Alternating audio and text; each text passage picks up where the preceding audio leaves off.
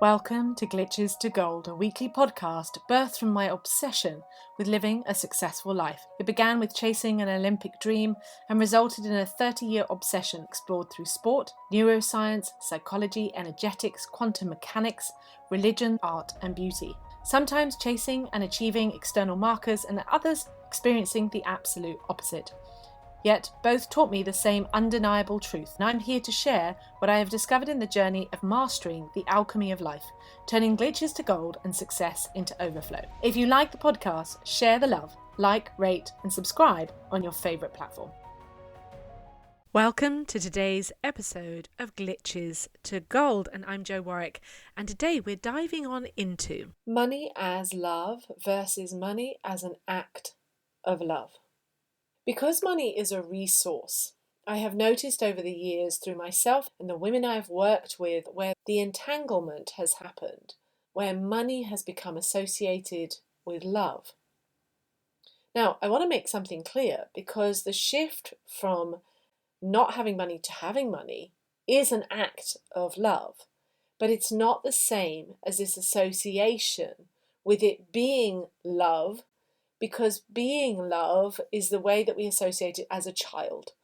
That the idea, because it is a resource and that we know to our core that money is an energy, we can feel and know from a very early age the exchange that happens between energy and then between money as demonstration from our parents, from our grandparents, from family, from extended family, and then as we move into our first jobs, or if we're getting pocket money, where we're taking action to receive money. We're given money for our birthdays. We're given money in exchange. We're given money in ways that are through people buying us sweets, people buying us presents. This is still an exchange of money. And the energy that we associate that with is that money equals love. And it's deeply rooted because particularly if you had a parent like my mother, she couldn't express love affectionately when she was younger. So when she had me, she wasn't openly affectionate because of her own childhood. So she expressed her love through money. So I've gained this association of going, my mum needs to buy me things. But of course, in that process of her buying me things, there was also a conflicting energy because I wanted to buy the things I wanted for myself. So there was this feeling I had to have what I could only have because it was being given to me by love. Because my mum was buying the clothes, because my mum wanted to buy these things, because she wanted to express her love for me, I then felt, of course, that you're taught that you needed to be gracious and you needed to accept. And yet what this built up in me was also resentment because I didn't want what she was offering. I didn't want the clothes that she picked for me. As I got older, I wanted my own identity, but also what I craved for was affection, was cuddles. And so there's this mixed story going on because it's lovely to have money, but when we've associated money with love and as a substitute for something else, then we create a very knotted energy about it. And as the older we get as adults and we start to play with creating and receiving our own money through exchange, through work, through ways of manifesting, and we start to see that we can receive money, but money becomes something we might put on a pedestal as something we have to chase for, we have to prove for, or we have to accept what we're given, being good. And because we've associated all these experiences with love and money growing up, that we didn't get the choices that we wanted to do with our own money. So we didn't get the freedom or the power that can come with money, but instead we got the outcome of money. And this creates so many levels of resentment and bitterness, anger, unexpressed feelings from being a child, from being a young person, that the way you experienced money in those early parts of your life create the relationship with money that is the underpinning of your experience with money later until you change it. So you can change it through thinking better thoughts, and that's very important. You can change it by wanting to step into a new wealth identity, very important. But what you can't do is override something until you have come to the truth around it. The stories of why money is something so knotted in the energy for you.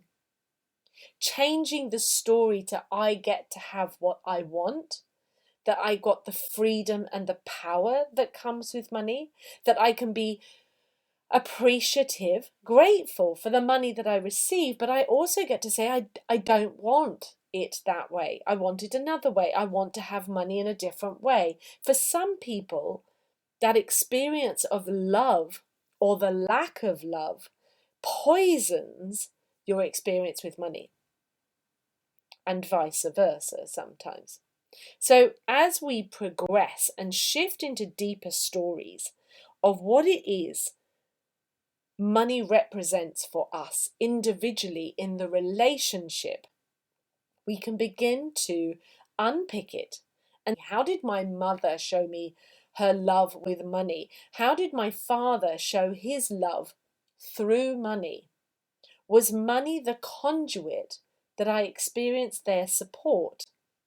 Now, often, many of us have experienced it that fathers show their love through protection and providing. Particularly, I know in the UK, the old providing masculine, that is a very ingrained story that the masculine must provide to show support. Now, of course, there's a truth to that, that you need to survive and be taken care of as a younger person. But the association of then what is money in that expression of love, because if you're not receiving love and affection, being spoken to, being listened to, if you're not receiving those things of that healthy exchange of abundance of energy, and instead it's like, oh, but here's the money, and you're not experiencing the other things, again, we create these resentful stories. And money on its own is just a conduit. It is a vehicle.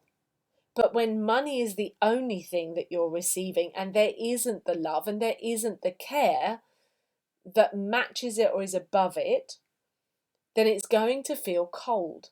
So just receiving money from somebody growing up, from a grandparent that you didn't feel any association with, will just be money. But somebody that loves and adores you and has given you money because they know that you have something you want to get yourself is a very different story. So thinking about the stories that you have had regarding money is the number one key. Thinking about your childhood and those stories at an early date is where we really build a new foundation for money. Because as we grow older, we then decide, what can I do as an act of love to myself? Because learning to have an act of love, that you give yourself money, that you allow yourself to have sales, that you allow yourself to receive money, that you allow yourself to create money, that you allow yourself to have money and hold money. This is where it gets to change, because this is an act of love for yourself, that you are able to be freestanding, independent, have choice, be able to finally choose what it is that you want and not just accept what is given to you, as was the case for myself. Learning to be able to say what it is I want from my money and for my money. Being able to know how to then invest it and grow it makes sense. Growing a business makes sense if we have got the underpinning. But if the underpinning isn't there, the relationship is off. We're always going to come to these core stories, and it's so profoundly interconnected with love as the substitute of love, as the intertwining with love, when it doesn't need to be that way. It gets to become an act of love for ourselves, an act of being able to say, this is my action of love, and being able to forgive what came before as people were trying to show their love for you as an act of love by giving you money, which is a great thing to do if it's matched by the energy of love. But if it's not matched by the energy of love, which is what you can feel as a kid, because as a kid you're incredibly sensitive to the energy exchange before you have got dulled down as an adult or are not aware of your own human design. So you're very aware of this undertone, the current that is going on. And if what you're not getting, what you actually want and need and desire from love itself, your love languages of being seen and quality time and affection and having playtime, interacting, but instead all you're receiving is money or gifts with money, there's going to be a whole load of energetic resistance, which is what heartbreak, bitterness, anger, resentment, fear that you won't get what you want, won't get what you need, gets built up in your system and blocks money coming through at a later date. You're that powerful.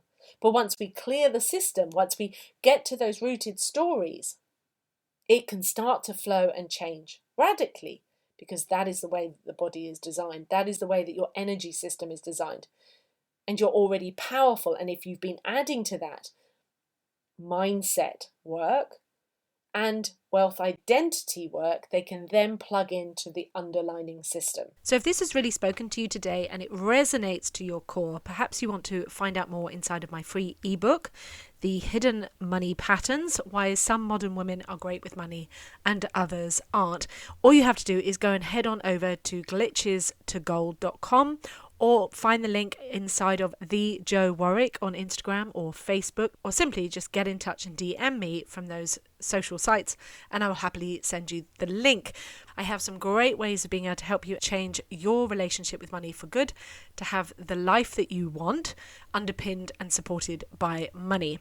And of course, I have my book, The Big Book of Love, Loving Yourself, Dating with Love, Loving Relationships, which is always the starting point of the relationship with yourself.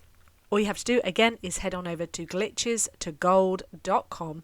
But if you like this podcast, please remember to love, like, share, comment, rate, do all the things. Share the love, share it with every woman you know, because every woman deserves to live golden. And I look forward to speaking to you next time on the podcast.